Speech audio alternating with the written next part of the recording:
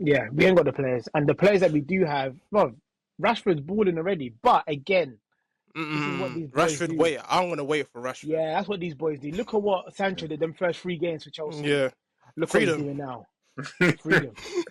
So Anthony, I don't know what's going on in Spain. The water Yeah, in that. Spain is sangria. It's not water because he's living it up. It don't make no sense. I didn't even know he could do backflips. When the hell could Anthony do backflips? My man's celebrating like Nani. You Makes never, no you sense. never got the opportunity to do them at Old Trafford.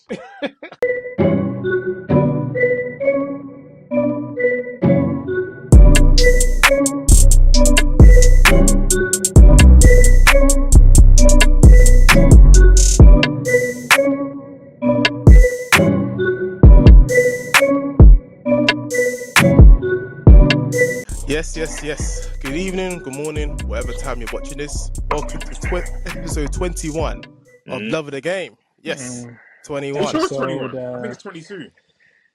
Nah, 21. No, it's 21. Last week, because basically there's an episode I skunked, which was supposed to be 20, so we did that again. Oh, okay, I remember. Yeah, so it's 21. Oh. Obviously, Tim is the host, and I've got my United brothers, York and Cole, on the scene. Shotgun Cole, man. Shotgun. Yeah. Oh, damn. What, you prefer Cole? Yeah, Cole. Yeah. Cole's a Premier League legend, man. Yeah. Oh, Think about that one. yeah. He's a legend. He should be up there with the Shearers, man. He gets disrespected. Yeah, I wonder why, man. We'll look into that list and see one episode, anyways. Mm. But we want to talk through some games. We had a big game. Well, not really. It was a mid-off, I would say, between 14th and 15th of Tottenham Hotspurs and United. Who would have thought I would be saying that in February? Insane, man. Insane. But it was a 1-0 win to the Spurs. Yeah. Another defeat for Amorim. I know he's only got like 4 wins. I saw a stats which is crazy. He's got 14 points in that 14 games. And Moyes, in that same time period, he had even less with 6 games. Mm-hmm. Like he had 13 points in 6 games. So it's almost, boy, it's even worse. And we've got Everton next. Away. They're doing all right at the minute. They're doing all right. But we'll see anyways. We'll see. But we want to get into the game, guys. I don't know who wants to go first here, but talk us through the game. I'll let Gbengz go, man. I normally go first, man. And I get caught up in emotions. So that game was a very interesting game. Obviously, we had the news that we had so many players injured. So I was expecting a makeshift squad, but I was actually, when you look at the squad, it wasn't terrible in terms of like these are still like starting players. No one was like, oh, why is this guy playing? But I thought it might be a good opportunity to get some youngsters on the pitch, get some minutes, which we can talk about later. The game itself, it just Tottenham are so bad that where they should have had us finish, they just kept letting us have chances, and we just couldn't finish any of the chances. That's just how that seemed to me like the main crux of the game. There were just mistakes everywhere. Onana was making mistakes. I kind of blamed the lit for a little bit for the goal. A little bit. Yeah, I was going to mention that. Is it all on Onana for that first goal? Just a little bit. I think Dallo more. We've got 5 centre-backs in the box, and you've got the guy at the back post getting a shot on goal. And then obviously the mistakes carry on from there. Onana doesn't parry it out well enough. The lit doesn't react. And then it's a tap-in for Maddison. But But just mistakes everywhere. Bruno was just doing a madness, but he had a lot of ground to cover. But he was just Xerxes played okay, and by okay, he still stunk some areas, but he seemed like he was trying to make things happen. So I did. You thought he stunk a little bit? I thought he was one of our best players, man. Yeah, no, he definitely was. But there was a few moments where I can't remember. In some moments in the game where he could have made the right pass, just little things here and there. Yeah, but again, he kept trying. Even sometimes he would make a mistake, but he would win the ball back. So I rate him for that. Garnacho is dangerous, but he just can't finish. Yeah, man, Casemiro was just he was just left. He was just left to the dogs, bro. Like that. yeah, Gary Neville said it like the amount of space that he was left to cover was crazy. But yeah, Yeah. overall, not a great game from us, to be honest. Amorim has some answers or questions to answer, I would say, and then he comes out with the press conference and the interviews, and I love him again. Like, what's this? What is He's this? a politician. What's this I've clocked what he relationship? is. He's a politician. He's Nigerian as well. Bro, Then he's Yeah, amazing. He's yeah, absolutely yeah. amazing. So yeah, that's probably my overview of the game. What do you think, Manny?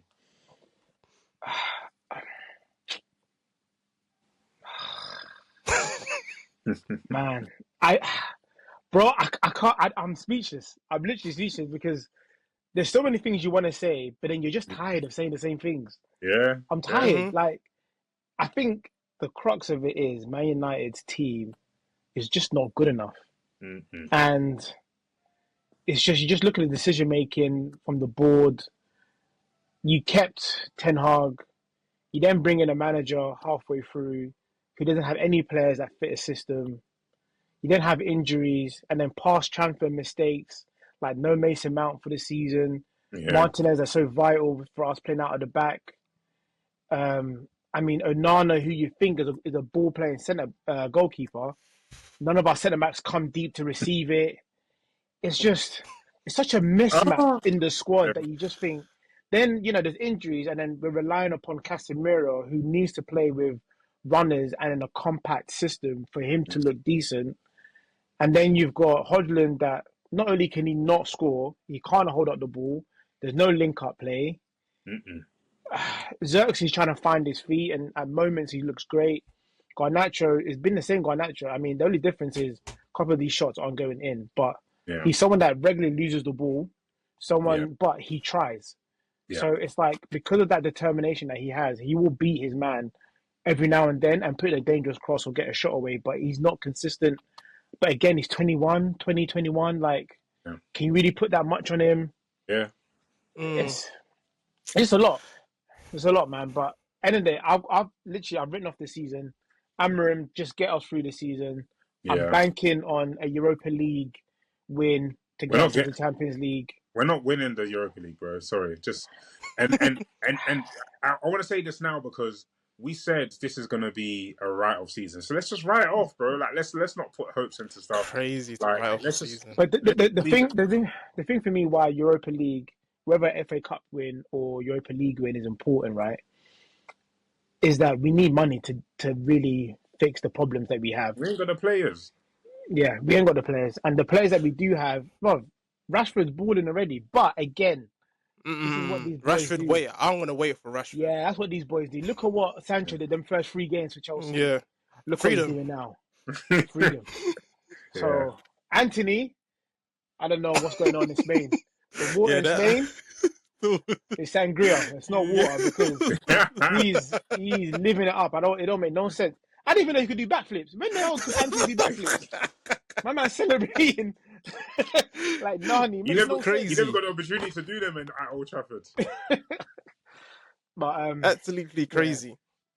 What I want to say is, looking at the United bench, I was seeing players like Chubo, Obi Martin, you know him, Harrison, Hamas, Heaven, Lindelof. Yeah. I think in Fredrickson, Fletcher, Kone, and Morehouse. Yeah. Tell us what is going on with that bench. I think I need more teenagers. Listen, injuries.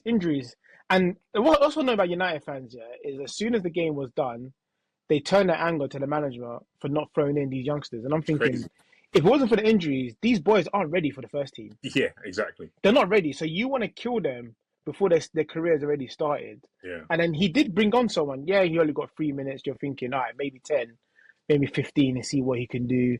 You've seen players like Rashford, Rooney, Makeda, Welbeck, come on as a youngster and do something. But those players were seen as being ready for the first team without there being a massive injury crisis, bar Rashford. Yeah.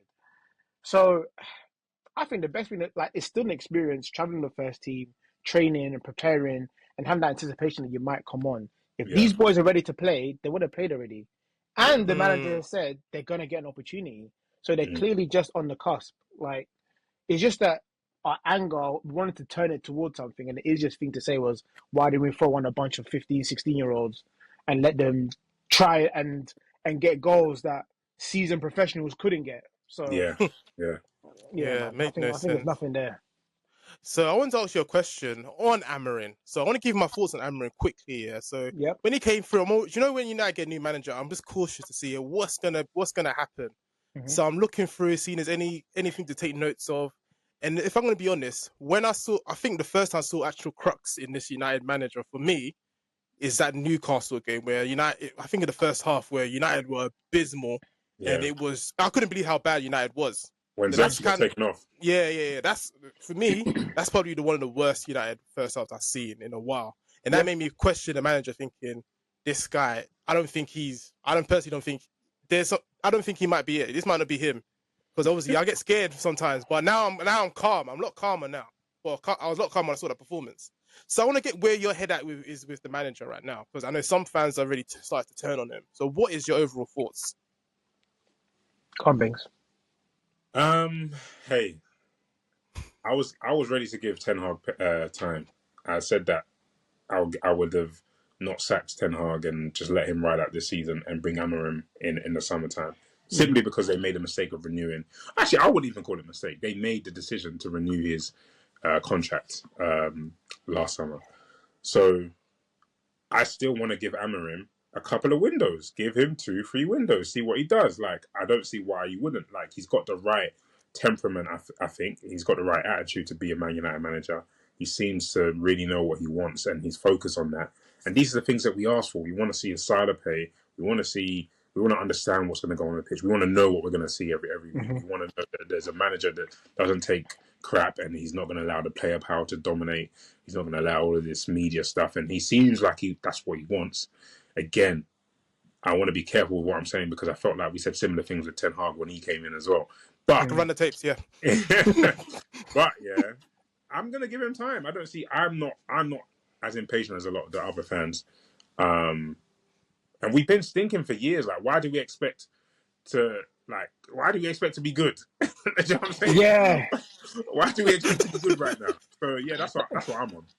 That's my stance as well, man. We've been crap for years, and we expect the guy to come in the worst squad that we've had, in the worst performing squad. The club ethos, the attitude, everything just stinks, and expect him to turn around over another 3 months with no signings. We don't have a recognized striker that is lethal, and we're relying on. But I can't believe the summer transfer window that what we've done, because we need to replace Hodgson. We need to replace Varane. We need to replace Ericsson, Casemiro. We need to start talking about a replacement for Bruno. We need to replace Rashford, Sancho. We need to replace Anthony. There's so many gaps in this squad. That's going to cost another 400-500 million. And that's going to take 2-3 windows, like you said. And how much are we going to get in sales? 60, 100? Yeah. Yeah, talks of Amorim getting sacked it makes no sense. It actually makes no sense. I was hearing United are doing a redundancy meeting to get rid of some of these players. I mean, get a redundancy meeting to get rid of some of their staff. That's what I heard was happening. Yeah. So Jim needs to be top of that list as potential. Listen. See the Qataris? We need to drop them a quick email, quick message. How you doing, I think that stranger? was fake, man. That's what we need. Was that even real? I don't think that was just rumors, man. Who knows? I don't know. Yes. We'll touch on United another week as they play Everton next week. So I'll be looking forward to that game. Can't wait. On to now to the Arsenal. As we battled through, we really tried against a Leicester team struggling in relegation form. A 2-0 win. I think United and Arsenal have almost similar injury crisis. Keep on injury list, the crisis. It's quite mad, actually. Yeah, it's quite mad. I think a lot of games we've been played. I think because of the Euros going on to the season, and there's a lot of games we've been playing, man. So it's been killing us at the moment. 2-0 win against Leicester. It wasn't pretty. It wasn't pretty at all, especially that first half. Scary. Our front three: Trossard, Sterling. Ethan. Oof, Ethan's cold, but the other two, they Ethan's were cold. dragomen. Yeah. Ethan's cold, but it was scary watching that first half. Partey was playing like he's drunk. Odegaard. I think Odegaard lost a lot of weight. I don't know what's going on. He's Is just it? not. Oh, but Yeah, he was ill though. That's not the only yeah. thing He's just. Odegaard has lost this season. Wait. Let's be real. That's not the only thing. Yeah, Odegaard's been struggling this season. He's been struggling this season, but I think he played better in the second half. But we went to Dubai. What were we doing in Dubai? What were we doing in Dubai? That's the question I was Beach thinking clubs. now, because Lilies. There's Lily. cheese Yeah, factory, the museums. But yeah, it wasn't great that first half. Then I thought Arteta, brought on this super sub Merino, bagged 2 goals, bagged a brace. Got the 2 goals. Did you have it? I'm here to say that if that's the plan going forward to the end of the season, boy, it's going to be a long end of the season for Arsenal if we're going to rely on Merino. It's going to be scary.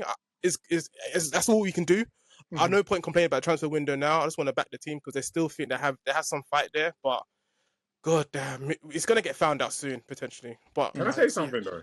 Go on. We spoke about this like at the beginning of this season, and maybe even last season. Maybe last season, but definitely at the beginning of this season. Arsenal, why don't you guys just go and grab a striker that can get on the end of one of the balls that one of your wide players put in? Yeah. Like that's it's very simple.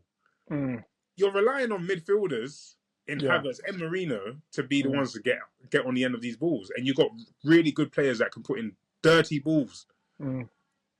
It's crazy. There's so many strikers out there that you could have, and honestly, like, I'm not saying you should repeat our what we did, but like the Cavani's, the Weghorst, the Igalos, those sort of players that you just needed just to get you to the end of the season. You could have got them in January. Yeah, you could have done that. Yeah, it's true. Because I think my thinking, especially at the summer where we didn't sign a striker, I think we just signed Sterling. I was thinking, you know what? We got goals in this team anyways. We scored 91 goals. I was still going on that hybrid of, we were playing well. We scored 91 goals. Odegaard was chipping with you. Martinelli was chipping with you. Saka would do his thing.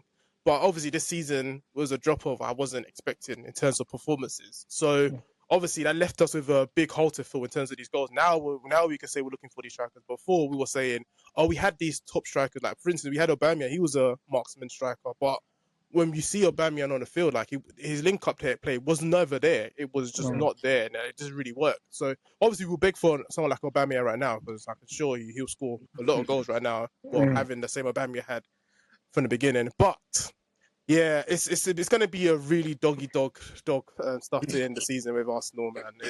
It's not pretty. It's not pretty, man. I think you guys don't have. I'm not seeing anyone in your squad or in the first team. Obviously, with the injuries, that makes things very difficult. But I don't see anyone being able to drag you guys over the line. So the players that I expect to maybe be that driving force, Odegaard, Rice, they're not doing it. Like, what do you think? What do you think has been the reason why? Because I don't think either of them have had a great season. Has Rice had a bad season? I don't think he had a great. I think his first season he was fantastic. Yeah, I think this season. I would say with Rice, what I see now of Rice from these this season now and last season, he's a slow starter. So he starts a little bit slow and he picks up. Right now, I think he's actually picking up. No, for me, he's picking it up. What do you want to see from Rice? What exactly do you want to see from Rice? I think from the new year, Rice has been quite good. Like, he's been. I think in the start of the year, he wasn't good. But now he's actually picked it up. He's actually showing that leadership quality. Yeah. Today he was okay, but it's okay. I'll see what he does against West Ham and following on. Like, when we have them really difficult games, I'll see how Rice picks it up. Odegaard, I think he's just having a not so good season. So hopefully his quality will be there for next season. I think that's what I mainly got to say. But mainly, if I'm going to put it down to, it's just the defense. I think us having a reliable defense this season, we're able to play Timber, what's his name, Gabriel, Saliba, even Lewis Skelly, even that challenge he made. Right, I think Partey lost the ball, then they crossed it in. That Reed guy had a tap in, but somehow Lewis Skelly, I don't know how he managed to do it. He managed to clip it for a corner. It's actually crazy when you see the highlights. It's actually proper crazy. But I think mainly it's just been our defense and goalkeeper that's really kept us stable to this position that we're in right now, where we can somehow win the title. And what pains me the most about it, when I watch Liverpool look tired, man. Like they look tired. They look tired. They got some difficult games coming up. I think they've got Aston Villa, City, Newcastle at home. They've got 3 tough games coming up, so they could potentially drop points. But I'll be excited for that. But I'm thinking Arsenal potentially could drop points soon. Like, I don't see you guys. We got West Ham at home. We'll win. That's the one that is going to be sticky. Nottingham Forest. That's the not Forest away. But we'll see. We'll see that one. Obviously, I'm going to be optimistic. I think Arsenal can win that one because I feel like we can just grind it out. But it's just not going to be pretty, man. I can't remember. I don't know who we got next. I think maybe some Champions League games. If I'm not mistaken, the games that you think Arsenal would lose or draw, they seem to be winning quite convincingly. I remember there was a few games this season where they've done that. I can't remember the games that they've actually. I need to check for your fixture. The thing is, we only lost twice this season already. Yeah. So if I looked at it's dropping points in draws and just not finishing teams off. I know, but then I just think when you've lost twice throughout the whole season so far, you should be up there, like closer to Liverpool. That's the thing. It's hard to. Yeah, go on. 4 points is not bad. That's a loss and a draw. Yeah. But obviously they've got a game in hand, so that could easily be 7. But even again, 7 points. It's 7. Yeah, 7 points. Yeah, 7 points now. Yeah, 7 points in February is not terrible at all. Like I said, over 2 weekends that can change the whole outlook of the league. I just don't think you guys have the firepower to capitalize on the Liverpool slipping up. Yeah, and no, I was just gonna say we've been speaking about our manager quite a bit. Oh, here we go. On. Are you seeing any cracks in your own manager where you're thinking some decision making, or do you think it's purely down to the board that he just hasn't been backed? And what do you think there needs to be? What can't happen again? What mistakes cannot be repeated for next season? It's a mixture of both. So I think with Arteta, he has quite a big say on who comes into the squad. I mean, to the team in terms of like, he has a big say in terms of the transfers, which is one problem. So he's going for like a certain type of, I want this player, and that's it. Like he really shoehorned that signing for Calafiori. Like the board wasn't really on it. Even the Merino one, it wasn't really on it. So he's the one that seems to have a lot of power in terms of this transfer. I think that's wrong. I think they need to have someone that's going to be challenging him. I think Edu's leaving now, so we need to find another sporting director who's going to be more stern and be like, no. Just say no to Arteta and challenge Arteta, like asking questions. Why do you need this signing? Because I feel like in the summer, I think I said a few times now, we really missed the trick there in terms of filling up our squad. Because you're always looking for that certain player, that right player that's going to fit the squad. I think we've been linked with Nico Williams for months, even linked in January and this summer.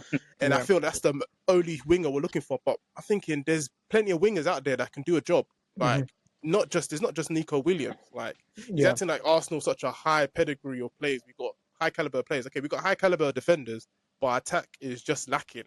So I really want to see how this summer, again, they always say it's an interesting summer, but I think with this summer, I'm going to be looking, my eyes firmly peeled on who we sign and see what we do with the squad, because we can't make this mistake again. Like, we're almost writing off the season, but we can't write the season off. Like, we literally cannot write the season off. So, yes. But we won. We got Merino up front, number 9. I already seen the Ronaldo comparisons, R9 comparisons. So, yeah, let's see where go keep it positive. Let's see where we go. Listen, you guys have got a dud. Where have we come to? Where have we come to? I'm gonna. If I don't laugh, I'll cry. So. It's true. Any last words before we close off? Any last words? Anything you want to get off your chest right now? I'm going to give you 1 minute. I just want us to get through this next few months with just some positive stuff that can take away, that can let me have a good summer. So maybe that is, Cheeto getting a goal on his full debut, or a Premier League goal, couple more of the other youngsters, getting to see some of our favourite players come back in the last month or so. I want to see Manu, Ahmad. I think Ahmad might be out for the rest of the season though. I'd like to see Mount come back as well. I mean, but he'll come back for 3 games. So it's like, yeah, man, I I'm clutching at straws for anything positive that can see me through these next few months, and I think we'll get pretty far in the Europa League. I don't think we've got the quality because we've come up against Tottenham, for example, on the other side of the qualification route. If we come up against a Tottenham, especially a fully fit Tottenham side, it's a wrap. So scary because Tottenham have been awful this season, so that's scary to say. Scary. But Gbengz, yes. Any last words? Give us some positivity about United. I like Dorgu. I like him. Okay. I like him. Yeah. I like him. I want to see what he gets up to. I want to see Garnacho playing the ball a bit more. Yeah, he hates him, man. Hates him. He's got Argentinian and he's got a left back that's black. Yeah. So. But yeah, I just want to see Dorgu. I want to see Dorgu keep Luke Shaw out for the rest of the season, even when Luke That's Shaw's not going to fit. be Luke hard. Shaw will keep Luke Shaw out. So yeah, that's the way I go for. That's what I go. Yeah. Okay, I think we'll call it there for this week. Don't forget to like, comment, subscribe. We're also on Spotify. Catch us up on TikTok, Twitter, which is X, and Instagram. Yeah. Maybe start a Facebook. You never know. You never know. But yeah. You know. So take care, guys. Peace. All Catch right. you next week. Peace.